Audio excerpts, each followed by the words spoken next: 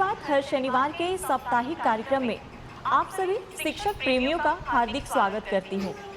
हर शनिवार की तरह एक बार फिर आप सभी शिक्षकों के द्वारा पूछे गए सवालों के साथ हमारे बीच मौजूद हैं शिक्षा विभाग के अपर मुख्य सचिव doctor S Siddharth sir. Sir बहुत बहुत स्वागत है आपका। सर आज का जो सबसे पहला सवाल है जिला पुरुषों के ट्रांसफर से संबंधित है। नमस्कार एससीए सर, मेरा प्रश्न अंतर जिला पुरुषों के ट्रांसफर से संबंधित है। पिछले एपिसोड 13 में सर आपने कहा था कि केवल अंतर जिला महिलाओं का लिस्ट आना बाकी है, तो क्या अंतर जिला पुरुषों का ट्रांसफर नहीं होगा और अगर होगा तो कब तक उम्मीद कर सकते हैं? देखिए, आपको जानकारी होगा कि आज हम लोगों ने करीब 1,30,000 टीचर्स का हम लोगों ने विद्यालय में पोस्टिंग की प्रक्रिया शुरू की है। हम लोगों को करीब 1,90,000 आवेदन पत्र प्राप्त हुए थे और 1,30,000 का एक्चुअल स्कूल अलॉटमेंट शुरू हुआ है। ये पूरी प्रक्रिया करीब 15 दिन लगेगा और डीओ सब इसी में लगे हुए हैं। डीओ को कोई काम दिया गया है और कर रहे हैं। ये बात मैंने कभी नहीं कहा कि पुरुषों का स्थानांतरण नहीं होगा, और जैसा कि आप आंकड़ों से देखते हैं कि करीब इसमें भी हम लोगों ने करीब 8 से 9 हज़ार पुरुषों का नाम इसमें शामिल किया है, पुरुष टीचर। देखिए, जब भी स्थानांतरण किया जाता है तो 2-3 बातों का बहुत ध्यान रखा जाता है। इतनी बड़ी संख्या एक तो है, 1,90,000 है और आवेदन पत्र हैं। हम लोग 2-3 चीज़ें देखते हैं। पहले तो है वैकेंसी होनी चाहिए, जहाँ पे टीचर मांग रहे हैं वहाँ वैकेंसी होनी चाहिए। और दूसरा ये देखते हैं कि जो हमारा इंटर डिस्ट्रिक्ट जो स्टूडेंट टीचर रेशो है, मतलब जो छात्र और टीचर अनुपात है, उसको भी हम लोग ध्यान देते हैं। अभी तक जो ट्रांसफ़र हुए हैं करीब वो 1,30,000 का जो जिला आवंटन किया गया, अगर उस आंकड़े को देखेंगे तो आपको आश्चर्य होगा कि ऐसे भी ज़िले हैं जहाँ 20 छात्र पे एक टीचर है और ऐसे भी ज़िले हैं जहाँ 44 छात्रों पे एक टीचर हैं। तो आप देखिएगा पूरे राज्य में कितना, मतलब इस अनुपात में भी अंतर आ गया कि एक तरफ 20 छात्र पे एक टीचर हो गए, एक तरफ 44 छात्र में टीचर हो गए। तो इस कारण से हुआ है क्योंकि जो टीचर उन जिलों में थे जहाँ पे 44 छात्र पर टीचर थे, वो सब ऐसे जिलों में चले गए हैं जहाँ पे पहले ही टीचर बहुत सारे। तो एक तो हम लोगों को ये मेंटेन करना पड़ता है। पूरे राज्य का औसतन है 30 छात्र पर टीचर हैं। तो हम लोग को ये नियंत्रण रखना पड़ता है कि ऐसा ना हो कि अचानक एक जिला ऐसा हो जहाँ पे 10 छात्र हो जाएंगे एक टीचर। और जैसे ही ये ट्रांसफर्स होते हैं, देखिए एक चीज़ आपको सभी को सोचना भी चाहिए कि जहाँ से टीचर हटते हैं वहाँ स्कूल बंद भी होने लग जाते हैं। मतलब क्योंकि टीचर की कमी हो जाती है, जहाँ पे 5 टीचर थे अब 2 टीचर हो जाएंगे, तो स्कूल भी बंद होने लगते हैं। तो एक और जहाँ पे टीचर्स की अपनी व्यक्तिगत समस्याएं हैं, वहाँ पे सभी को छात्रों की भी समस्याओं को समझना चाहिए। अगर छात्र भी, मतलब जहाँ उसको 5 टीचर आज थे, जैसे ही वो टीचर स्थानांतरण होकर चले जाएंगे उसके बाद 2 टीचर बच जाएगा और वही 5-6 क्लासेस जो हैं वो अब 2 टीचर पढ़ाएंगे, तो कितना कठिनाई छात्र को होगा। तो ये सब देखते हुए हम लोग करते हैं। फिर भी हम लोगों ने 1,30,000 टीचर्स अकोमोडेट किए हैं और सबसे ज़्यादा जो हम लोग का प्रेशर है, जो सबसे ज़्यादा टीचर्स का स्थानांतरण का जो दबाव है वो है पटना जिला में। और पटना जिला में इतना ज़्यादा दबाव है, ऐसा लगता है जैसे, मतलब एक अनुमान हम कहेंगे कि 15,000 टीचर जो हैं और पटना की तरफ जिला का ऑप्शन दे चुके हैं। तो इतनी बड़ी संख्या में जैसे ही 15,000 टीचर हम लोग अकोमोडेट करने की कोशिश करते हैं, तो आप अनुमान लगा सकते हैं कि मतलब स्टूडेंट और टीचर रेशो पूरे राज्य का कितना, मतलब अजीब हो जाएगा। तो हम लोग कोशिश कर रहे हैं। हम लोग जहाँ जहाँ पुरुषों ने मांगा, जहाँ पर वैकेंसीज थी, जहाँ जहाँ टीचर्स कम थे, हम लोगों ने वहाँ जिलों में पुरुषों को भी हम लोगों ने अकोमोडेट किया। अभी उनके इनबॉक्स में दिख नहीं रहा होगा, 1-2 दिन में वो भी पुरुषों में भी दिख जाएगा। तो धीरे धीरे जैसे जैसे वैकेंसीज आती जाएंगी या हम लोग को दिखने लग जाएंगी, हम लोग करेंगे। तो मैंने कभी ये नहीं कहा कि पुरुषों का नहीं करेंगे, हम केवल यही एक कंस्ट्रेंट है कि हम लोग शिक्षक छात्र अनुपात देखते हैं और वैकेंसी देखते हैं, और जैसे जैसे होगा होगा।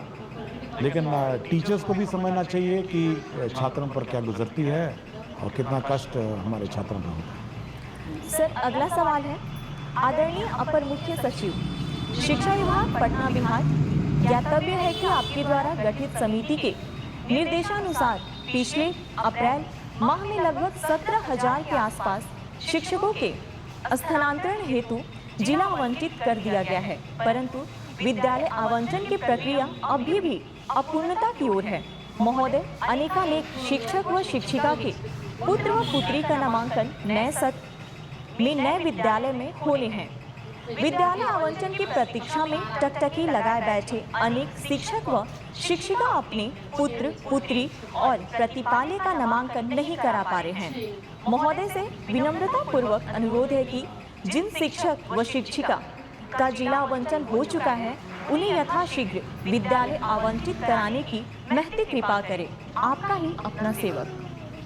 देखिए, ये ज़रूर है कि थोड़ा विलम्ब हुआ है सभी को अपना विद्यालय अलॉटमेंट का, लेकिन मैं चाहूँगा कि सभी शिक्षकों को इसकी प्रक्रिया की भी थोड़ी जानकारी देना चाहता हूँ कि किस प्रकार कितना कठिन होता है ये स्कूल आवंटन की प्रक्रिया। देखिए, अगर कोई नया टीचर आता है, जैसे TRE थी आपने देखा होगा, हम लोगों ने प्रखंड मांगा और सबको अलॉट कर दिया। ये बहुत सिंपल प्रक्रिया है कि नया टीचर आया और उसको स्कूल में।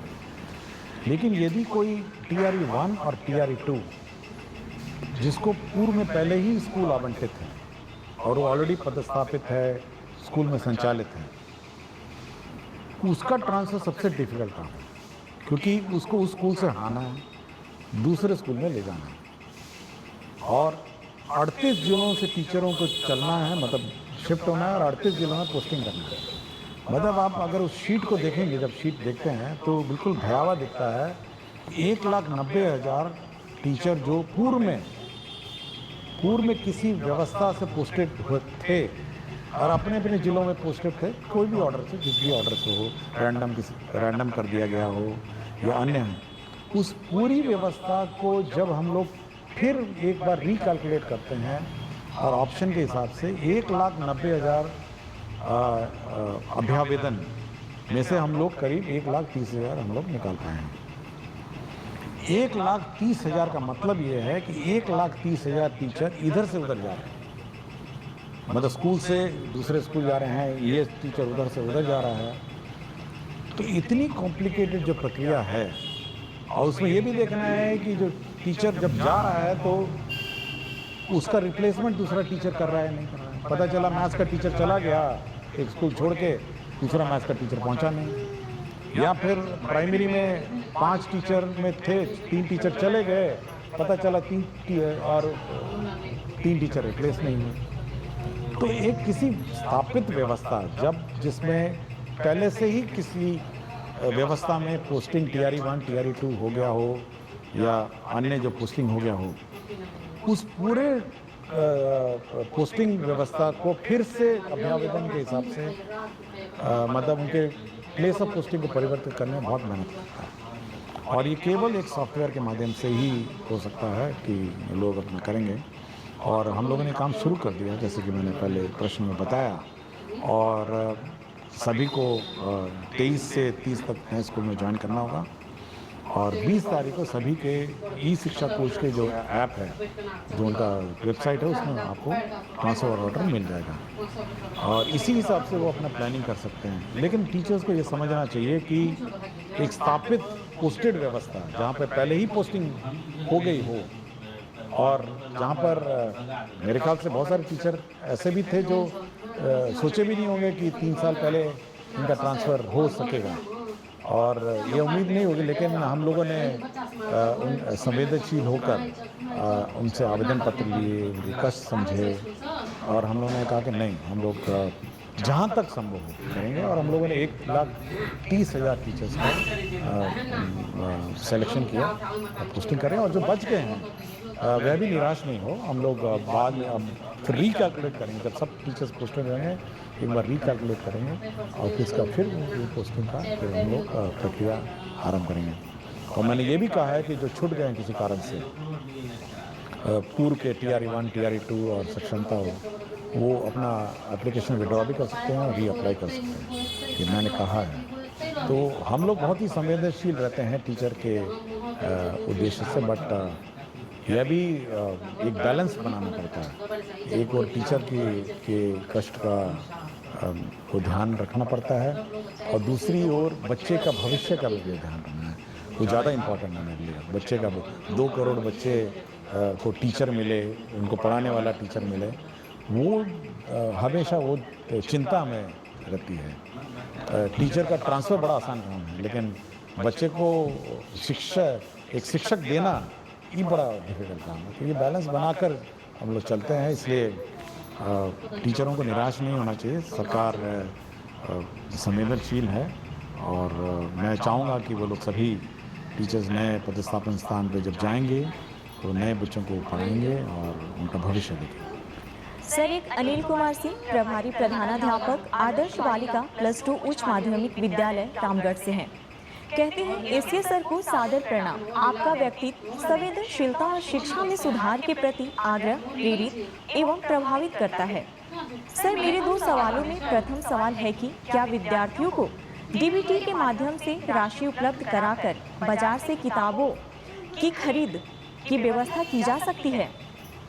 सर, मेरे विद्यालय को PM श्री विद्यालय बना दिया गया है।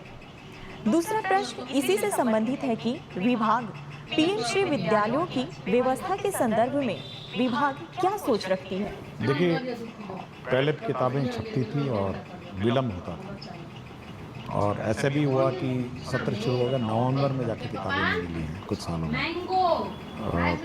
लेकिन फिर सरकार ने सोचा कि चलिए DBT कर देते हैं।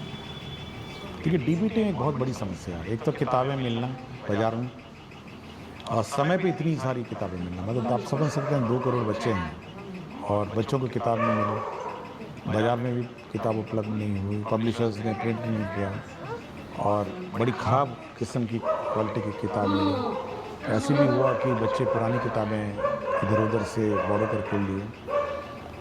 लेकिन अब ये व्यवस्था है कि किताबों की छपना की प्रक्रिया जो है वो परिवर्तित हो गई है।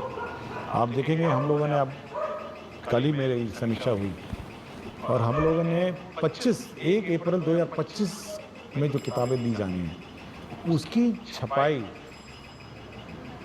पर निर्णय अब कल ही हम लोगों ने ले लिया कि कल हम लोगों ने कहा कि नहीं, एक प्रक्रिया आरंभ की जाए और वो 1 अप्रैल 2026 में बटनी है।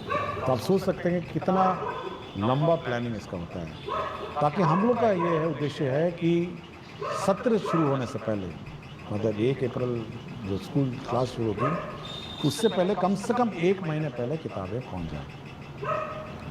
और इस बार चुनाव भी है बीच में, तो इसलिए हम लोगों ने जल्दी शुरू किया है कि किसी प्रकार का व्यवधान ना हो, समय पे किताबें छप जाएं, ताकि 1 अप्रैल 2026 में ये किताबें, नई किताबें मिल जाए। और साथ ही साथ जो किताबों में परिवर्तन भी करना है, रिवीजन हर साल होता है, तो इस साल किताबों का रिवीजन भी शुरू हो गया है और करीब हम लोग को लगता है कि सितंबर 1 से किताबें एक्चुअली प्रिंटिंग शुरू हो जाएंगी और किताबें पहुंचने लग जाएंगी स्कूल में करीब जनवरी, फरवरी, मार्च में। तो समय पे आपको किताब मिल जाएंगी। इसलिए DBT पर ज़्यादा हम लोग जोर नहीं देते हैं कि समय पे किताब जब मिल ही रही है तो मेरे ख्याल से शिक्षकों, विद्यार्थियों को कठिनाई नहीं होगी। दूसरा, उन्होंने कहा PM श्री। ये PM श्री जो विद्यालय हैं ये भारत सरकार की सेंट्रली स्पॉन्सर्ड स्कीम है और इसके अंतर्गत जो स्कूल हैं उसको एक आदर्श स्कूल बनाना है। उसके बिल्डिंग कंप्लीट होने हैं, साथ ही इंफ्रास्ट्रक्चर उसका कंप्लीट होना है, उसके लेबॉर्ट्रीज कंप्लीट होने हैं, साथ ही साथ उसके म्यूज़िक, स्पोर्ट्स, सारे मतलब सभी उसके आयाम उसके कंप्लीट करने हैं। और साथ ही साथ टीचर का प्रशिक्षण है और उसका जो सॉफ्ट स्किल्स हैं स्कूल में सभी देना है। तो एक परिपूर्ण, मतलब full complete school in all respect, वो बनाने का उद्देश्य है और मेरे ख्याल से बहुत ही अच्छी योजना है PM श्री। हम लोग तो चाहेंगे कि और ज़्यादा हो, बट हम लोग कोशिश कर रहे हैं कि भारत सरकार और सैंक्शन करे। लेकिन इस साल काफ़ी संख्या में पीएम श्री स्कूल सैंक्शन हुआ है और इसका इम्प्लीमेंटेशन हमने शुरू कर दिया। अगला सवाल डॉक्टर संतोष कुमार राणा एवं समस्त विख्यातागण डायट रामबाग मुजफ्फरपुर से। कहते हैं महोदय सादर नमस्कार। हम डायट रामबाग मुजफ्फरपुर के विख्यातागण यह जानना चाहते हैं कि जब हमने सेवा पुष्टि हेतु सभी आवश्यक दस्तावेज समय पर जमा कर दिए हैं, विभागीय प्रक्रियाओं का पूर्ण पालन किया है तथा निरंतर निष्ठा व कर्तव्य परायणता के साथ शैक्षिक कार्यों का निर्वहन करते आ रहे हैं, तो क्या विभाग अब हमारी सेवा पुष्टि की प्रक्रिया जो विगत 5 वर्षों से लंबित है को शीघ्रता से पूर्ण करने हेतु आवश्यक और प्रभावी कार्रवाई करेगा? आपकी सकारात्मक एवं शीघ्र पहल की हम अपेक्षा करते हैं। देखिए, ये बड़ा दुखद बात है कि 5 साल हो गए हैं और सेवा संपुष्ट नहीं हुई है। जिसने भी विलम्ब किया उस पर तो कार्रवाई होगी और मैं चाहूँगा कि अगला 1 सप्ताह में इनका समाधान हो जाए। और हम लोग का हमेशा ये रहा है कि जो सेवा संपुष्टि है, अगर कागजात सभी पूरे हो गए होंगे तो संपुष्टि समय पर हो, ऐसे विलम्ब नहीं हो। और विलम्ब होगा तो संबंधित पदाधिकारी या कर्मचारी जो भी होगा उस पर कार्रवाई होगी। तो कार्रवाई तो होगी, लेकिन काम भी हो जाना चाहिए और 1 सप्ताह में इसको हम लोग करवा देंगे। अगला सवाल अनिल कुमार पांडे, माध्यमिक शिक्षक, उत्क्रमित माध्यमिक विद्यालय दुर्लभ समस्तीपुर से। माध्यमिक स्तर के गणित विषय को सुलभ व सरल बनाने की भविष्य में विभाग की कोई योजना है? जैसे गणित विषय के शिक्षकों का विशेष प्रशिक्षण, अभ्यास पुस्तिका का विभाग द्वारा बच्चों के लिए उपलब्धता, आधुनिक तकनीक के उपयोग की संभाव्यता या अन्य। देखिए, मैथ्स बहुत इम्पोर्टेंट सब्जेक्ट है और मैं पिछले बहुत सारे एपिसोड में मैंने कहा है। हम लोगों ने पिछले बार 100 दिन वाला कैंपेन भी चलाया था कि 100 दिन केवल मैथ्स और रीडिंग की क्लासेस, पहले क्लास और दूसरी रहेगी। हम लोग ने FLN भी हम लोगों ने डेवलपमेंट प्रोसेस किया, बहुत सारे FLN किट्स भी डेवलप हुए। और हम लोग का है कि मैथ्स जैसे सब्जेक्ट है बहुत तो कठिन भी लगता होगा, लेकिन FLN किट के माध्यम से उसको सरल बनाया जा सकता है और लर्निंग भी इजी बनाई जा सकती है। और मैं पिछली बार जब ACRT में एग्जीबिशन में गया था तो बहुत अच्छे इनोवेटिव FLN किट्स भी थे जो मैथ्स से संबंधित थे, केवल मैथ्स से संबंधित थे। और मैं चाहूँगा ACRT इसको प्रचार प्रसार करे और टीचर्स का ट्रेनिंग दे और टीचर्स के ट्रेनिंग में कम से कम ये FLN किट्स कैसे मैथ्स पढ़ाए जाएँ इस पर विशेष ध्यान दें। और साथ ही साथ SCRT में भी हम लोग इस बार जो टीचर्स ट्रेनिंग का जिस साल का सत्र है उसमें FLN और मैथ्स और रीडिंग एबिलिटीज़ बच्चों में कैसे डेवलप की जाए इस पर ट्रेनिंग पे हम लोग जोर दें। सर, अगला सवाल भूपेंद्र कुमार त्रिपाठी, मध्य विद्यालय कर्मा, गुरारू गया, BPSC TRE 2 द्वारा चयनित गणित विज्ञान का शिक्षक है। महोदय, आपका ये हर शनिवार का संवाद करना काफ़ी सराहनीय है और हमें आपसे जुड़ने और आपको सुनने का मौका मिलता है, जिससे पूरा शिक्षक समाज काफ़ी लाभान्वित होता है। महोदय, बिहार में ट्यूशन की वैल्यू इतनी ज़्यादा है कि बच्चे स्कूल ना आकर वहाँ जाते हैं और सबसे बड़ी विडंबना यह है कि सरकार को मालूम है कि काफ़ी सारे ट्यूशन टीचर स्कूल के समय में ही क्लासेस चलाते हैं। इस वजह से काफ़ी बच्चे स्कूल नहीं आते। इस पर सरकार कोई कार्यवाही क्यों नहीं कर रही है? मैं पिछले साल से अब तक कई बार गांव में जाकर और पेरेंट्स टीचर मीटिंग करके लोगों को समझा चुका हूं, परंतु अभी भी बहुत सारे बच्चे रेगुलर स्कूल नहीं आते हैं। इसके लिए सरकार क्या कदम उठाएगी? देखिए, पिछले एपिसोड में मैंने कहा था कि जो ट्यूशन है, स्कूल अवधि में कोई भी सरकारी स्कूल में नामांकित छात्र ट्यूशन में नहीं जाए और सरकारी शिक्षक उस अवधि में ट्यूशन में क्लासेस नहीं ले सकते हैं। यह पूर्ण रूप से प्रतिबंधित है और यह भी प्रतिबंधित है कि कोई भी सरकारी शिक्षक ट्यूशन नहीं पढ़ा सकते हैं, ये बिल्कुल प्रतिबंधित है। और यदि कोई शिक्षक जानबूझ के और इस मतलब जबरदस्ती या जानबूझ के इस रूल का उल्लंघन करता है कि मतलब वो सरकारी शिक्षक जो है वो किसी ट्यूशन क्लास में ट्यूशन कोचिंग सेंटर में पढ़ाएगा, तब तो उसमें कार्रवाई हो जाएगी। उसका काम ये है कि जो हमारे स्टूडेंट हैं, सरकारी स्कूल में स्टूडेंट हैं, उनको पढ़ाएं। यह बिल्कुल अलाउड नहीं है कि कोई भी सरकारी टीचर किसी कोचिंग सेंटर में पढ़ाए। ये मैं बिल्कुल स्पष्ट कर दिया हूँ और इस संबंध में हम लोग स्पष्ट निर्देश भी दिए और कोई कंप्लेंट आएगा तो उस पर तो कार्रवाई होगी, क्योंकि यह हम लोग नहीं चाहते हैं कि एक कोई स्टूडेंट मतलब यह देखे कि अपना टीचर ही जब चला गया ट्यूशन पढ़ाने तो वो भी चला जाएगा, स्वाभाविक है।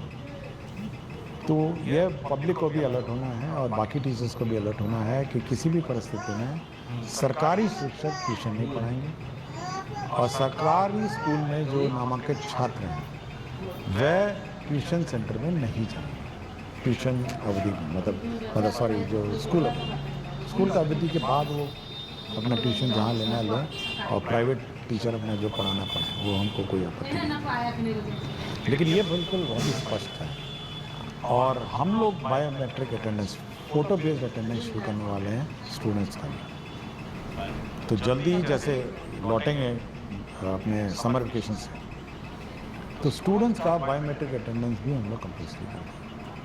तो हम लोग यह टॉलरेट नहीं करेंगे कि स्टूडेंट्स क्लास मिस करें, क्लास से बाहर गायब रहें, अन्यथा कहीं घूम रहे होंगे। ये बायोमेट्रिक अटेंडेंस स्टूडेंट्स का भी हम लोग समर वेकेशन के बाद शुरू करें। सर अगला सवाल है। नमस्कार एसीएस सर, मैं राशिद आलम यूएमएस भीमाइन खैरा जमुई में उर्दू टीचर के रूप में कार्यरत हूँ। सर मेरे स्कूल में उर्दू के स्टूडेंट हैं, उर्दू में पढ़ाई भी होती है, लेकिन एग्जाम के क्वेश्चन पेपर उर्दू सब्जेक्ट का नहीं आता है। मजबूरन संस्कृत सब्जेक्ट का एग्जाम लेना पड़ता है। कृपया इसका सोल्यूशन कीजिए। नहीं, ये बिल्कुल गलत है और मैं ये चेक करूँगा कि उर्दू का पेपर क्यों नहीं है। उर्दू का अगर पढ़ाया जाता है तो उर्दू का पेपर जाना चाहिए, संस्कृत का पढ़ाया जाता है तो संस्कृत जाना चाहिए। ये बिल्कुल गलत है कि उर्दू पढ़ के संस्कृत लिखेगा या संस्कृत पढ़ के उर्दू है, नहीं, ये गलत बिल्कुल। और जहाँ पर भी लापरवाही हुई है मैं इसको चेक करूँ। सर अगला सवाल नरेश कुमार निराला जिलाधिकारी से पुरस्कृत विशिष्ट शिक्षक आदर्श प्राथमिक विद्यालय केवला से कहते हैं, जी नमस्कार सर, शिक्षा की बात शनिवार मेरा प्रश्न है कि वर्ष 2007 में हजारों नवसृजित प्राथमिक विद्यालय खोला गया और सैकड़ों प्राथमिक को उत्क्रमित कर मध्य विद्यालय बनाया गया, जो काफी सराहनीय कार्य रहा। अभी भी बहुत से ऐसे पंचायत है जहां नवसृजित प्राथमिक विद्यालय खोलने की अति आवश्यकता है और ऐसे कुछ प्राथमिक विद्यालय भी हैं जिसे उत्क्रमित कर मध्य विद्यालय बनाने की जरूरत है। कई ऐसे उच्च माध्यमिक विद्यालय 7 वर्ष पूर्व बनकर तैयार है, लेकिन अभी भी उस भवन में कक्षाएं संचालित नहीं हो रही है। जैसे सुपौल जिला के छातापुर प्रखंड के उत्क्रमित उच्च माध्यमिक +2 विद्यालय भीमपुर का 3 मंजिला भवन जो लगभग 7 वर्ष पूर्व बनकर तैयार है, लेकिन आज भी उसमें पढ़ाई नहीं हो रही है। सरकार और विभाग नए प्राइमरी स्कूल खोलने और कुछ प्राइमरी स्कूल को मध्य विद्यालय में उत्क्रमित करने और भवन बने उच्च माध्यमिक विद्यालय में कक्षा संचालित करने पर क्या विचार रखती है? देखिए, जो स्कूल की बात कर रहे हैं, जहाँ बिल्डिंग बन के तैयार है और संचालित की, मैंने डीओ से बात की और डीओ ने कहा कि क्योंकि जिस कारण से जब हेडमास्टर को आदेश दिया गया था उसने वहाँ अपना स्कूल शिफ्ट नहीं किया, जिसके कारण से डीओ पे जो हेडमास्टर है उस पर कार्रवाई भी हुई। और मेरा बिल्कुल स्पष्ट है, जो डीओ ने कहा कि वहाँ पे पानी जमता है या रोड का कोई इश्यूज़ है, उसने बहुत सारे कारण बताए, तो मैंने उसको स्पष्ट कहा है कि सोमवार से स्कूल शुरू हो जाना चाहिए और सोमवार से क्लास का संचालन